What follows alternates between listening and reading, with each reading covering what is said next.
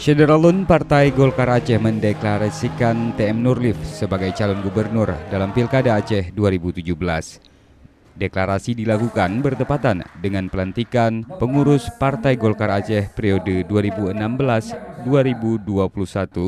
di Hotel Hermes Palace, Banda Aceh, Minggu malam. Sementara itu, Ketua DPD Partai Golkar Aceh TM Nurlif mengaku pihaknya akan melakukan koordinasi lebih lanjut untuk kemudian memilih calon pendampingnya. Hari ini kan sudah ada deklarasi dari Partai Golkar yang menetapkan saya sebagai bakal calon dalam Pilkada 2017 dari Partai Golkar. Persiapan sendiri, persiapan yang matang. Ya sudah barang tentu dengan sudah ditetapkan sebagai bakal calon, ya kita harus melakukan langkah-langkah dalam rangka penggalangan politik. Penggalangan itu baik dalam rangka membangun komunikasi dengan partai-partai politik, baik partai nasional maupun lokal.